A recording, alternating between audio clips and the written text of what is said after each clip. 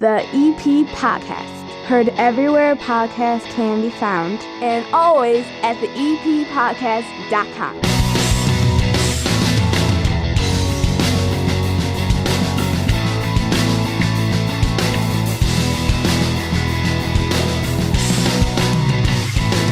Sitting down here at the 9-foot homemade oak bar, we have a treat first-time guest, a guy who, I gotta be honest with you, I don't know how we didn't cross paths at least once in our lives as we sit here. I've been doing this podcast for 6 years, but like, for example, you went to the University of Illinois in Chicago. I did that for a year before I went down to UIC. You live over in Beverly. My sister lives over in Beverly. You got an office in Evergreen Park. We do the podcast here in Evergreen Park. And we both worked at some point for the Cook County Sheriff. It looks like we overlapped for a couple of years. Senator Bill Cunningham is down here. How are you, sir? I'm doing great. Thanks for having me on. We were talking about this before we started, how we've been around each other but haven't met until now. I was thinking if you were doing dispatch in the sheriff's office. So I was the press secretary for 16 years, and then the last 4 years, I was Tom Dart's chief of staff when he became sheriff. So the dispatch people oftentimes would wake me up in the middle of the night when something bad happened. So I've done that before, yes. Especially when I became like the midnight supervisor for the last 4 years that I was there. I actually woke up the sheriff one time directly on something because I looked at the thing and it was like, for something this bad, you just call him. So I've done that before too. And it's a weird thing to get that call at like 2, 3 in the morning. And I always thought to myself, I mean, that's an interesting job that you had before you became a state senator, because you're getting a call where something really bad has happened. That's right. Yep. And the press is already probably aware of it. And you're waking up out of a fog. You're getting the details. You're absorbing it. And you're having to react very quickly. I mean, that I always thought that had to be really difficult to do. That's exactly right. It was, there's this sensory deprivation when you wake up in the middle of the night and you have to adjust. And you're talking to a dispatcher in the middle of the night who's had like 6 Red Bulls and really excited. And it's usually something bad. Could be a fatal accident. Could be an officer involved in a shooting. Yeah. And, there's a weird thing when you're in communications, when you're a press secretary like I was, there's this yin and this yang. You want to get information out because that's your job, number one. And you also want to do it because when something like that happens, there can be an information vacuum. And if the media isn't provided with information, they fill that vacuum other ways. Yeah, they get their story as quick as they can. So you want to kind of get the details out. So you want to get something out. But the other thing I found, and I used to joke about this, is when some event like that happens, I would say, I always said that 100% of the time, the initial information you get is 50% wrong. Mm-hmm. Because like you as a dispatcher, you might hear something from a sergeant who got something from a patrol officer, and so it goes through a filter. Or it's panic. I always think of the one that, like, I had right towards the end, you would have been gone. Mm-hmm. I had a helicopter that was a medevac helicopter crash on top of the hood of a sheriff's police car on the Dan Ryan in Chicago. So first of all, think of all the jurisdictions. Yes, yeah. And the officer comes up screaming that a helicopter just crashed on his car. Now, the details are really that it crashed right next to it and a piece of it landed up on its hood. But like when you initially are making the phone call, you're like, helicopter just landed right on his car, because that's what he says. That's a perfect... In the panic on the radio while there's flames and they're trying to help people that are falling out of the helicopter. It was like a crazy scene. That's a perfect example of how a story's 50% wrong. Right. You know what I mean? It's just like some of the details are there and some are missing. Some get lost in translation. So that was always the pressure of having to get information out. And so you had to be a little bit guarded about it, but you wanted to get information out so people knew what was happening, but you didn't want to have to come back later and have to correct things.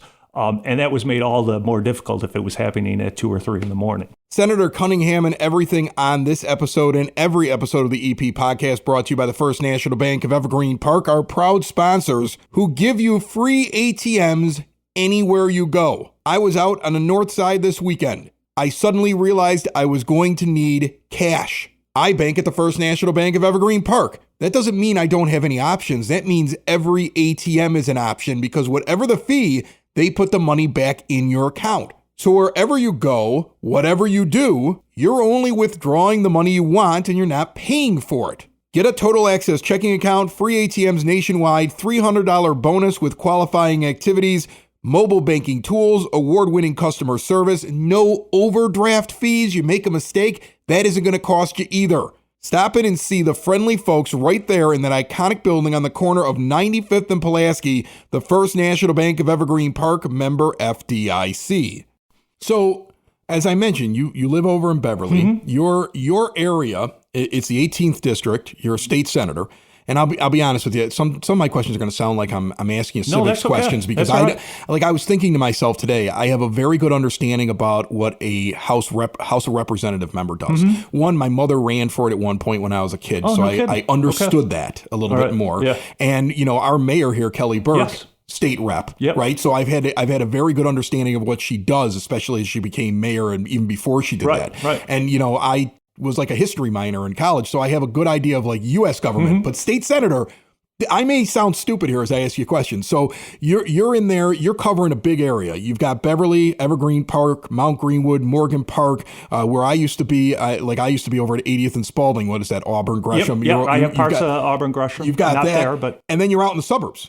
Worth, Palos, Orland. Yep. You've got a big area and very different areas, right? Like my kid's learning how to drive right now, and he's noticed the difference of driving in those city urban areas and being out in Orland, and the people all have different concerns. So how do you navigate that? Because that's a big area with people that have different things on their mind. It's a diverse area. You're right. It's a big swath. So there's about 216,000 people live in every Senate district. There's 59 Senate districts in the state, 118 House districts. And one of the easy ways to visualize this, you brought up Representative Burke. So every Senate district has 2 House districts within it. So it's double the size. Representative Burke represents the north side of my district, and Mary Gill is a representative on the south side of my district. We work together a lot because we share all the same communities. We're all nested in the same district. And my district, as you said, very diverse.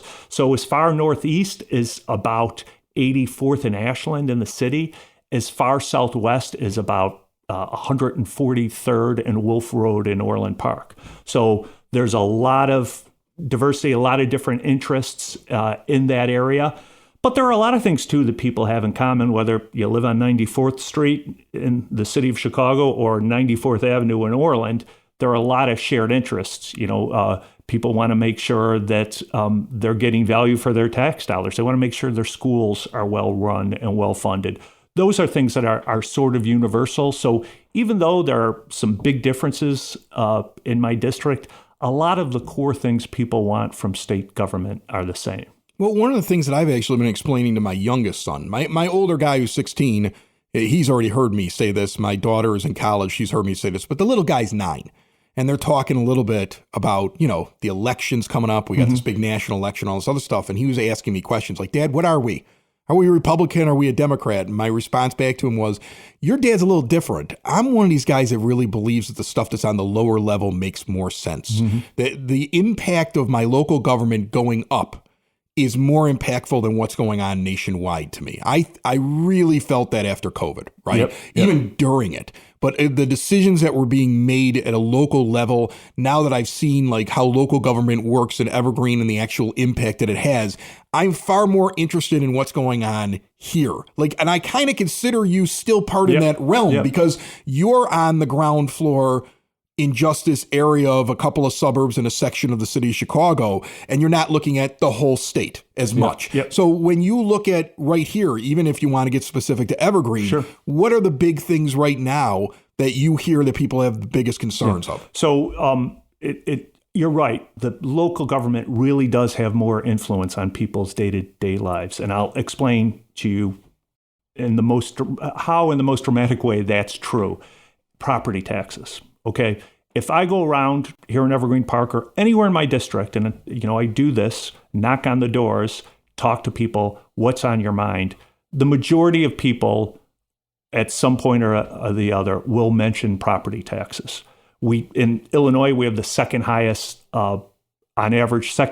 property taxes in the state. It's a big problem. It's something people talk about a lot. What not everyone understands is that is controlled by local government. by your school district, by your local municipality.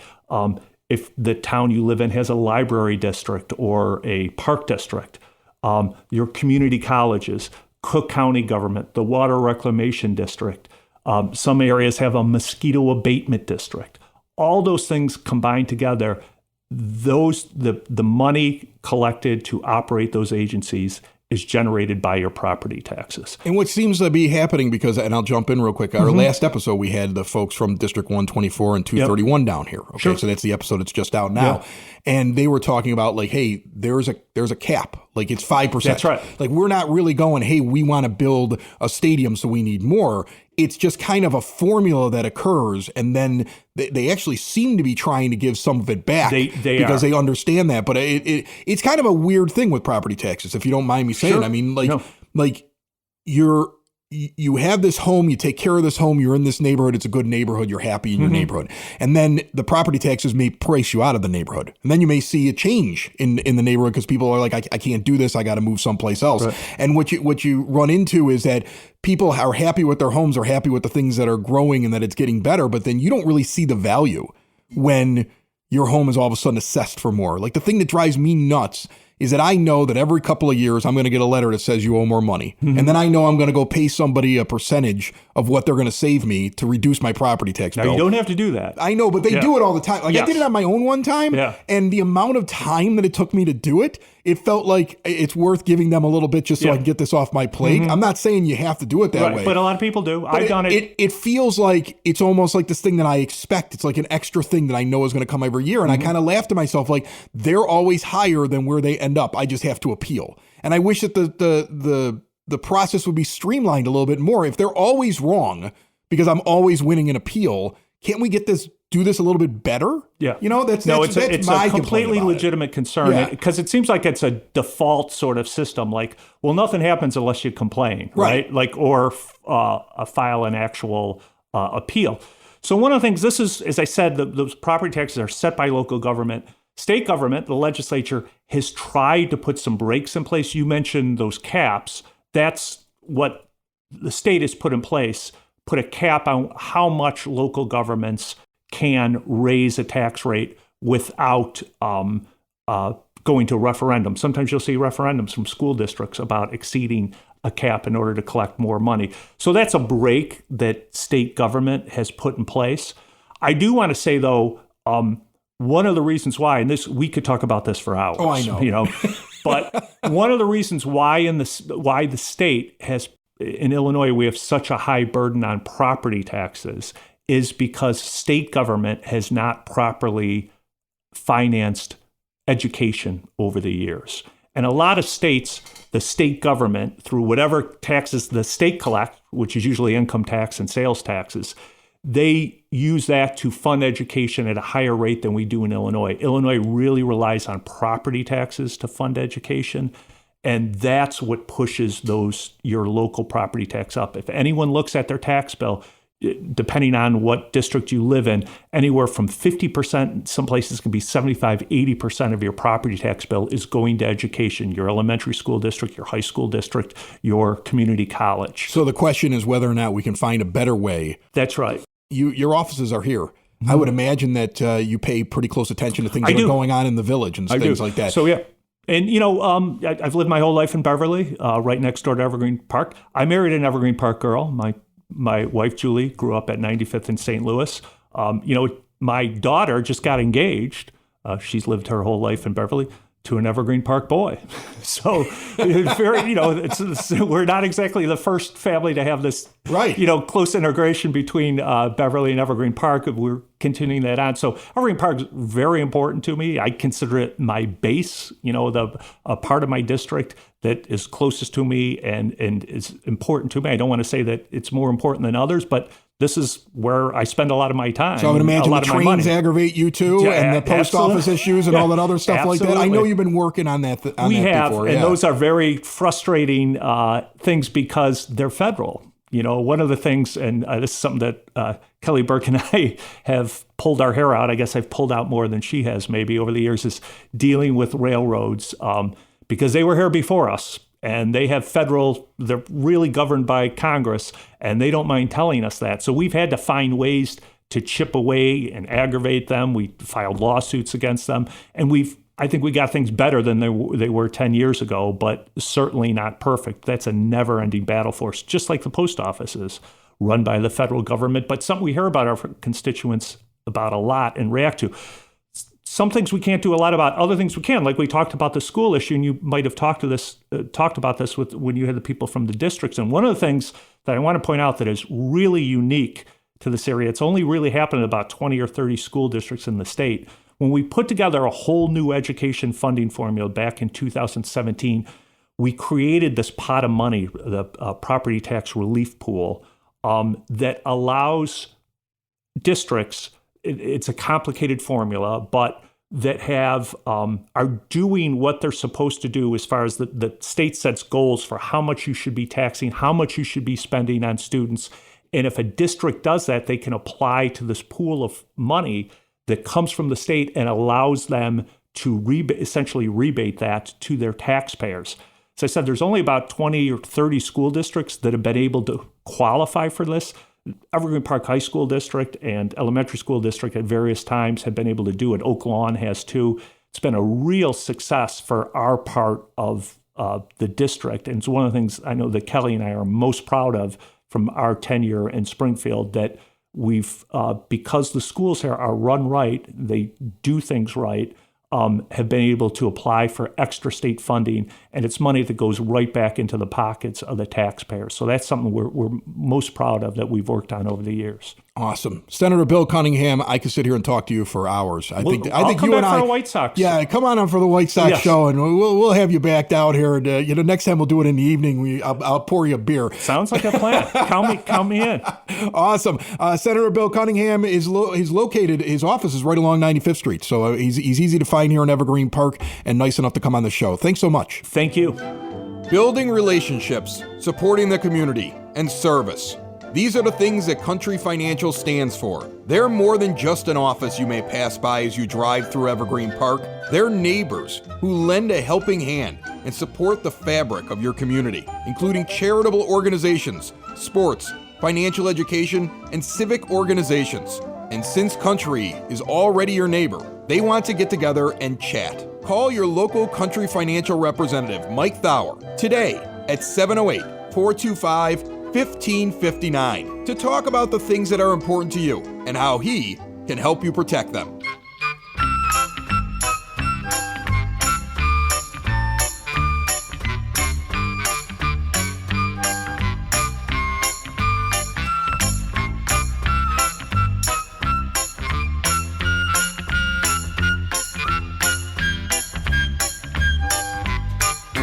Your EP podcast, Word on the Street, brought to you by Spoken Vine Wine Bar and Bottle Shop. We're heading there in just moments to sit down with Frank Murray of the Evergreen Park Public Library to find out everything that's going on this month and to try a new dessert on the menu. First, the date this episode comes out, October 29th, is the date of Evergreen Park Community High School's Trick or Treat event, the annual event, kicking off at 4 p.m. going until 5:30. All the kids dress up. It's so much fun to bring your kids through there over at the high school, kick off the season perfectly. Lots of candy, lots of fun stuff. Go right through the main entrance of the high school starting at 4 p.m. Meanwhile, the 11th annual Fall Fest Trivia Night over at Southwest. The Bulldog Boosters are throwing this on Friday, November the 8th, 7 p.m. until 11 p.m. at the Evergreen Park American Legion Hall, 9701 South Kedzie Avenue. Get tickets and more info by emailing swboosterfundraising@gmail.com. Fanta Sci Fest returns to Evergreen Park. We were at the first ever Fanta Sci Fest. Years later, it gets bigger and better. Saturday, the 2nd of November, coming up here. A full day of what can be equated to a local Comic-Con in Evergreen Park. Rocky Soden Comics, the library's going to be out there, local authors like Z. Jeffries, the Nostalgia Corner, a Ghostbusters exhibit, Dungeons and Dragons going on all day long. Get the kids in their costumes. You can get one more round of candy on Saturday. Kicks off at 11 a.m. on Saturday, going till 3 p.m. at the Evergreen Park Senior Center, 9547 South Holman Avenue. And if you have questions about trick-or-treating hours, I have answers. Evergreen Park is pretty normal. Official hours, 3:30 p.m. until 7 p.m. on Halloween, this Thursday, October the 31st. Now let's get out to Spoke and Vine, northeast corner of 95th and Kedzie, and visit with our guy Frank Murray from the EP Library. We're back at Spoke and Vine with Frank Murray of the Evergreen Park Public Library. Just about a month. Yeah, I know. It's every month, but I mean, it felt like a month that went a little longer for some reason to me. Like, I missed you. Oh, wow. I did. I missed you. You know where to find me. I know, but I mean, I don't read as much as I really should. But I missed you. And I was like, I haven't seen Frank in a while. And I mean, I come in here, but they have wine. Yeah. They got stuff that you don't have here. So they have wine. So I've been here. I haven't seen in a while. How are you doing? Well, I missed you too, Chris. Good. You're supposed to say that. If you wouldn't have said that. I know. That would have been really rude. It would have hurt me. Wow. But yeah, no, things have been going good. Very busy. Yeah? Yeah, between the library and then personal stuff, just running around 24/7. It's great. All right, I know you're going to be disappointed in this, but we're not doing wine today. What? We're instead having dessert. Oh. And what goes better with the coffee that's sitting in front of us but tiramisu, and Bridget's going to come in here from Spoke and Vine in this beautiful, I love this color blue on this shirt. It says, "Drink wine, be happy." This is one of their celebratory shirts from when they won the Battle of Evergreen Park. I believe these are for sale, right? Coming soon. Coming soon. Coming soon. But people are able to get them. Yes. Awesome. All right, so tell me, Congrats and again Frank, on the battle, on the win. what we're having here. I mean, like, I know it's tiramisu, but I would imagine there's a story behind how you make your tiramisu. Yes. So I think a couple important things to know, because people might have questions, are, is there alcohol in it? No, I did not use any liqueurs. It's okay. Okay. Yep. All right. Also, a lot of recipes call for eggs, like raw eggs, and I steered away from that as well. So if you're coming in to dine and you don't drink, this is a safe dessert. Good one. Nice. Also, if you are curious or cautious about raw eggs in your dessert, you don't have to worry about that. My little take on it was adding things like hazelnut, French vanilla, caramel, cinnamon to round out the flavors. It looks awesome. It looks delicious. In this I love edition, the presentation. Chris just destroyed the presentation. I have to taste it and see if it's any good. I was hoping you could zoom in and get a great shot. You have to break off your own piece now. Enjoy. Thank you. Thank you. In this edition of Chris and Frank Share a Meal. I mean, it's very good. I love it. I mean, like, the thing with tiramisu sometimes that people can make it and it can be almost watery. You know? Yes. It can be almost watery. It can almost be like a bread pudding. I don't like it when it's like that. This actually sits the way it's supposed to. The coffee tastes in the top of it with the chocolate is perfect. It's awesome. Hazelnut really good job. You made this? Yes. Yeah. From scratch. I'm telling you, everything I eat here is awesome.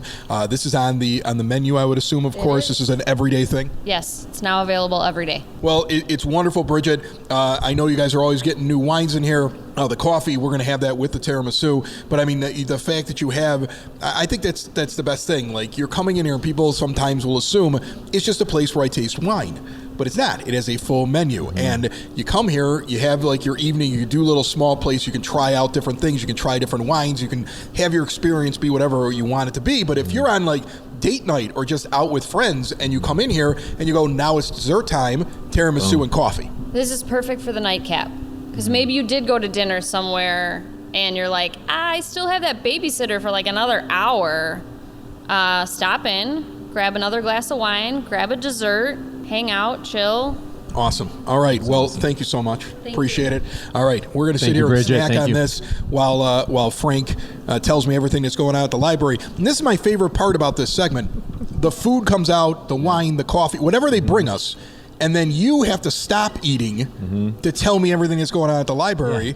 And I just ask you a question and I get to eat. So that's my favorite thing. Don't pick up that spoon. You have to do work now. Can I give people a little bit of production background? What? You know, like these production meetings that we have before we do filming and everything? Sure. Chris is always like, bring out the food at the beginning. Obviously, Spoke and Vine, they get their product out there. It shows off the wonderful deliciousness that they do, which is awesome. But Chris just really wants to be able to sit there and eat while I have to sit there and talk. That's all this whole plan is. And then after we're done, Frank finally gets to catch up and eat. Oh, my gosh. All right, take that bite. And then I will tell people as you're chewing, Smoke & Vine, northeast corner of 95th and Kedzie, where we do this segment once a month. They're right near the library. I know you have book club that comes over here. Yes. And again, as I always say, this is one of the hottest spots to go to, meet people, go out if it's date night, get together with friends, 21 and over. Don't bring your children here. They can't come in. And I love that. I love that. All right, so what do we got? What's the big thing this month? All right, the big thing this month, Chris, we're going to drop it right here on the EP podcast. Are you ready for this? I'm ready. As he takes a bite. I'm ready. Out of his Go ahead. I'm just holding a tiramisu. Guess what's coming back again? One of your favorite events. Sip and sample. Sip and sample. Nice. Coming back, Chris. It's my I knew you'd be thing. pumped. It's my now you can eat the tiramisu. So when is it coming back? And are we going to get? I would imagine these guys will be involved with wine. I would imagine you're going to get some local breweries. Tell me the scope of this and who I should expect. Saturday, February 22nd. It's going to be your traditional sip and sample, but we're giving it a little around the world flavor. Okay. It's going to be the theme for this year is going to be around the world. We're still in the process of getting all of our restaurants and participants, but we're gonna be reaching out wide to everybody that wants to get involved, and of course, our fabulous Smoke & Vine. Yes. So mark that on your calendar. Save the date, people. But for the month of November, I'll start with our kids. We're going to be, of course, showing the Charlie Brown Thanksgiving movie. Underrated Thanksgiving thing. So that's going to be Sunday, November 22nd at 2 p.m. We're going to have a Thanksgiving Day craft, snack, popcorn, of course, some jelly beans, and we're going to watch the movie. In the month of November, on your list, can you count how many times you bring children in to put their hands out, spread their fingers wide, trace it, and turn it into a turkey? Turn it into a turkey. Is that happening on a daily basis? Probably every other day in November, yes. Every other day. Which is crazy. Because I need more of those in my house. We all do, right? I still think my mom has all of our 47 ones, that we had. No, but seriously, our youth programming has been unbelievable. We regularly have 60 to 70 people in our library every morning for story time. It's just been very popular, and yes, there'll be opportunities for everybody to make their turkey with their hands. Yeah. Awesome. Through November 20th. You can, we're having a non-perishable food drive. The proceeds are going to go to the Evergreen Park Food Pantry. So drop off your non-perishable items at the children's desk. We already have a large supply that's already been collected that's there. Come on in. We are also having a dial story. So Chris, you probably didn't even know this. Dial a story? Dial a story. We have a service where you can call a number and you will have a story read to you. I know about this. It's for kids. But you told me about this. I pay attention sometimes when you talk, yeah. Holy cow. Yeah, sometimes I remember things you say. I remember this, Wow, we're finally making a breakthrough. You just make a phone call and somebody will read you a story. I remember this. Okay. Yeah. I probably remember it because I was like, that's the laziest way to read a story is have somebody else do it over the phone to you. So it probably stuck in my head. Hey, yeah, and you know what? Yeah, I'm going to be doing that with my kids, even though they're getting a little bit old for it. I'm going to be like, hey, put it on speaker, listen to the story. Right, yeah. Listen to the stranger read you a story. But now we can all participate in it. Okay. We're opening up. It's library staff that do it, but we're opening up to residents that want to participate too. They can pick out their favorite holiday story. Wait, so I can read a story to people? You can read a story. So let me get this straight. Hold on a second. Stop yourself. Yeah. Do I go into the library for my allotted time that I'm available, or am I giving out my home phone number and all of a sudden randomly in the middle of the day some kid's going to call me up and say, read me a story, clown? Like, what is going to happen here? Yes, you have to be on call 24/7. 24/7, like it's 2 in the morning. We hand out your personal number. Some guy gets out of the bars late and goes, you know what we need a story to go along with this burrito. And the guy's calling me? He's calling you direct, yes. You're actually going to get sign me up paged. for that You're one. going to get a pager. We're going to page you. No, Chris, come on. You would record yourself reading your favorite holiday story. Oh, I'm recorded. You send it in to us, and there's a number, which it's actually, for those of you that are interested and want to call in right now, 708-634-0808. It is available 24 hours, 7 days a week, every day of the year. So when it gets listed for the person to find it, does it say the name of the book as read by this person? Yes. Yeah, Okay. there'll be like I want there'll be a credit little for the one that I introduction. read. Okay. Yeah, narrated by. Narrated by. Oh, I'm going to do this. This will be fun. Yeah, just record it. MP3. Does it matter what story? Fine. Kids book? We're going You for don't want War holiday. and Peace, right? We're going for, yes, in a holiday theme. Holiday themed. Holiday All right. theme. All Yeah. right. And it's for kids, young kids. So, exactly. War and Peace might not be the greatest selection. Yeah, okay, yeah. Or even the Chocolate War. Right. But, Exactly. All right, sounds good. Mm-hmm. I'm going to do it. When do I get to sign up for this? That's going on from November 1st through the 29th. And I just send you a recording, or do I record it over the phone? Send a recording. Okay, because I have recording equipment, but not everybody has that. Right. Well, everybody on their phone. On their phone. Yeah, okay. You can just record it. So record it on your phone. Mm-hmm. You can send the file to us. And then send the file in. Mm-hmm. Okay, all right. Mine will sound better because I have a studio, but you should try it too. Yeah, okay. You know what? Maybe next year we'll have to set this up where we have your professional equipment set up. Yeah. I think that you should have a recording day. I will come do recording day. I'll record people. Idea. Yeah. Check. Yeah, that's why you should come to me before you do this. I wouldn't be sitting around eating tiramisu. By the way, I'm out. You're out here. Have some more. No, that's okay. That's because you're just making me talk this whole time. It's good. And kind of going along with the theme of the holidays here, our very popular Letters to Santa starts Monday, November 18th, and it's going to go through Wednesday, December 4th. So is that the thing where they write it at your place? Yep, they can write it. They can take it home. They can write it home. You're delivering. Or we also have stuff. Yeah, we got the mailbox to the North Pole there. You're not personally delivering it. You're just putting it in a mailbox. Yeah, I can't. Okay. I can't. The schedule doesn't allow it. I'm just saying you're lazy. I know. Right. Well, that too. November 18th until December 4th. Drop off those letters. Get them mailed to Santa. Had to start it before Thanksgiving, huh? Have to. Couldn't help yourself. Have to. I know my son's already got a list going. Really? Yeah. Oh, man. That's how I keep them well behaved. Too early. I don't allow it. I don't allow it, Frank. Well, I don't allow it. When your son's birthday. If my 9-year-old came to me the day before Thanksgiving and said, I want to watch the Polar Express, I would just flat say no and ground him until the day after Thanksgiving from all television and movies as a lesson. There are no Christmas movies allowed in my house until Santa Claus has appeared at the end of the Macy's parade. Oh, wow. Until he appears, I want no Christmas. All right. I don't want to see it. All right. Okay? I just don't. Okay. And then you don't really get the TV on Thanksgiving because I'm watching football. So you got to wait until the day after. So really, you got Friday. Okay? I love it. Yeah. I love it. Yeah. And Chris, I know you're going to love this. And this should drop. When is the pod going to drop? It drops on Tuesdays always. So I don't know what today's date is. So next Tuesday, right? Yeah. The last Tuesday of the month of October. Obviously, we did really good at our pre-production meeting. I was busy eating tiramisu. But our after-hours zombie Nerf War is coming back. Okay. The Nerf War, Friday, November 1st at 5 p.m.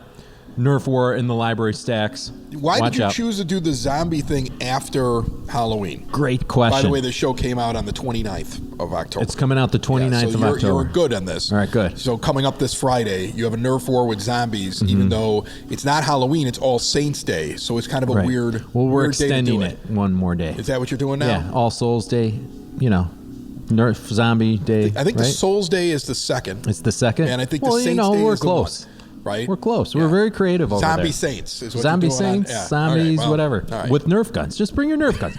We have a limited supply of Nerf guns, so you're more than welcome to bring your own Nerf gun. Have you seen some of the guns that these kids have? My Do you really want people to bring their own? I'm kind of scared, but I got kids that fight. I got Nerf guns in my house that are like, I feel like you should have goggles on because you can take an eye out. These things are crazy what they have now. Where there's like a sniper rifle, there's like a Gatling gun. We have an anti-aircraft gun. It's like double-barreled and it's on a stand. Well, hey, can I borrow that? And it runs on automatic like battery power and fires darts like 50 feet in the air. Like, yeah, what are you taking down, a drone? I don't know. Yeah. I mean, like, that's what we have in our house. We have ridiculous amounts of Nerf guns that do ridiculous things.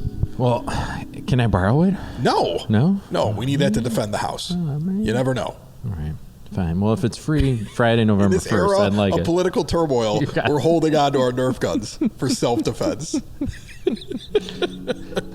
They're ready to go. All right, adults. Computer classes. We got PowerPoint Basics. That's Thursday, November 7th at 1 p.m. Learn how to create your basic PowerPoint presentation. I still don't know how to do that.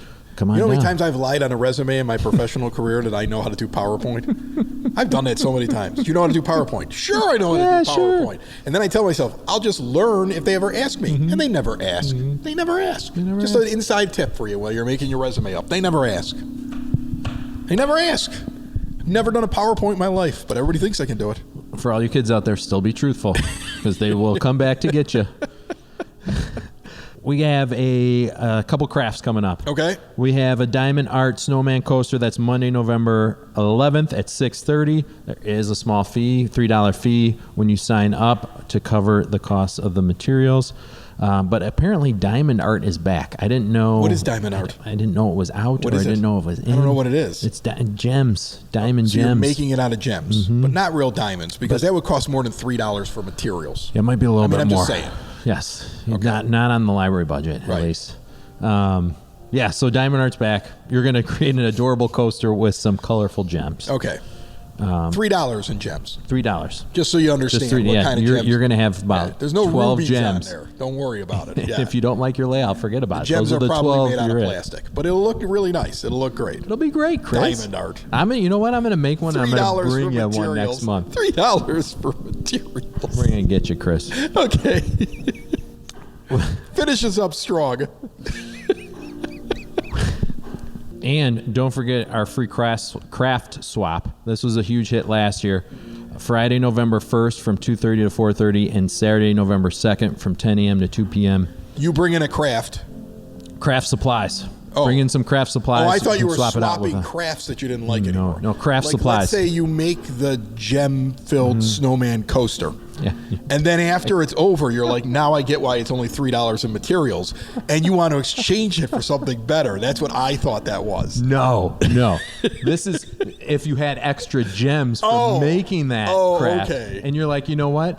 I'm not going to use these 1,000 gems. Yeah. I'm going to bring them to the library and exchange them, and somebody else can use them. Well, we had different visions of what that was. It's the EP Podcast. All things Evergreen Park. It's the EP Podcast. Evergreen Park.